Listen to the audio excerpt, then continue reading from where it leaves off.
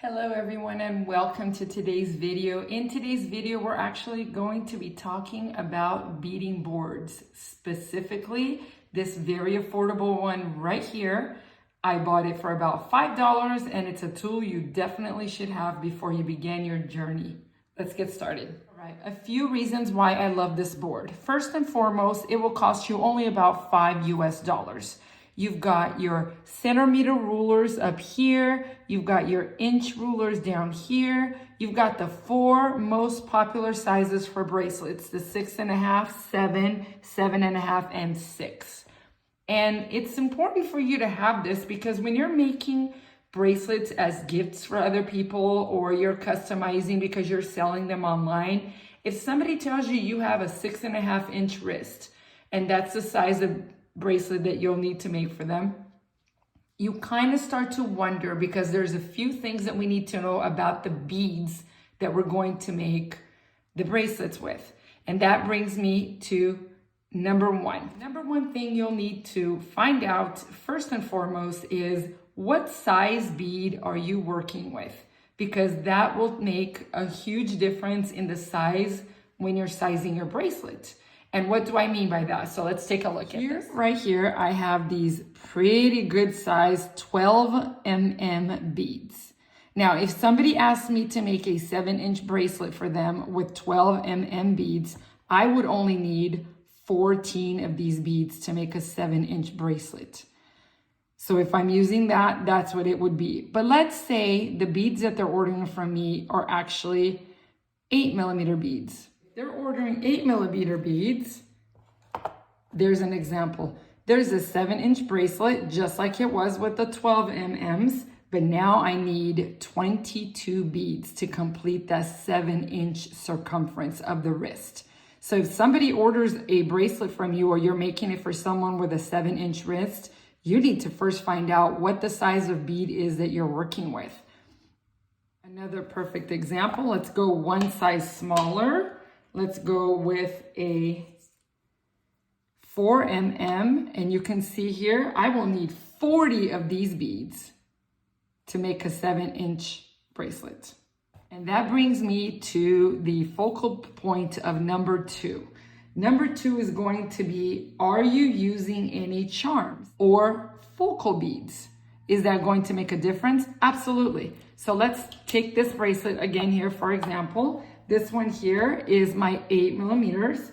I used 22 beads and I used one focal bead. However, this focal bead didn't take that much space because it's flat. So the beads are going to go right up against it, not a problem. Now let's say I was to use a focal bead or a charm that was not flat, like this one. See that? So that one, we need 18 beads, and I would take the 19th bead completely out of here and place the charm bead because this particular charm happens to sit sideways. So it would take a space of one of my beads. And let me show you guys the charm. See that? It goes right in there, but it takes a good chunk of space.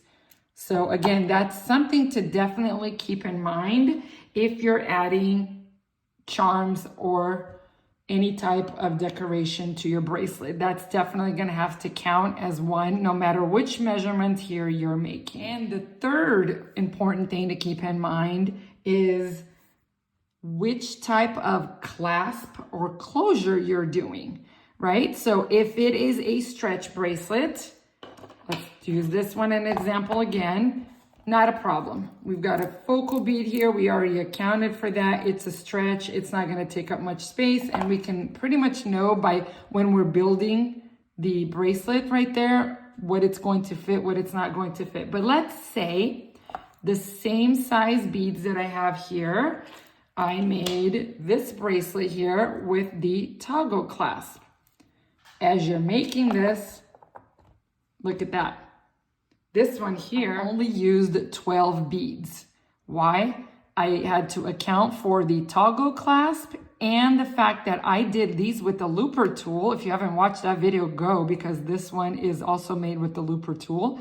And I have little loops in between. So technically, one of these little loops counts as a bead.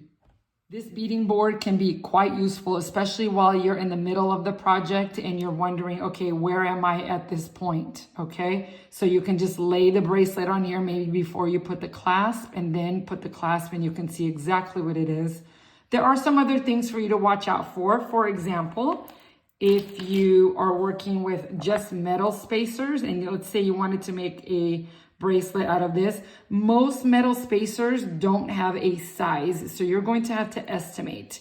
I estimate this one being at a 6 mm or maybe a 6.5, and you can just lay it right over here and kind of figure out where you're going to go if you're not adding anything additional. And if you're making it stretch, that's what it would be.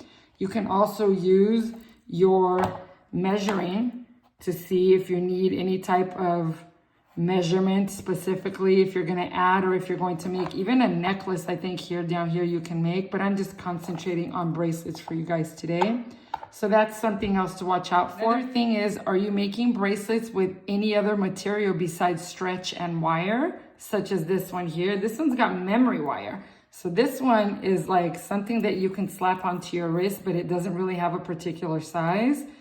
You can see here I put spacers in between. That's definitely something else. You'll want to measure out your beads and your wire to make sure that it fits on the size that you need. If you liked the video and it was helpful to you in any way, please like and subscribe to the channel. I'd love to have you come along. And that's it for today. I know it was a lot of information, but I'll leave the 3 key points that you need to know before using this board. That's very helpful. And if you guys have any questions, leave some comments down below. I'm pretty good about answering all of your comments, and I appreciate them all. On this note, you guys have a beautiful day, and I will catch you guys on the next video. Take care.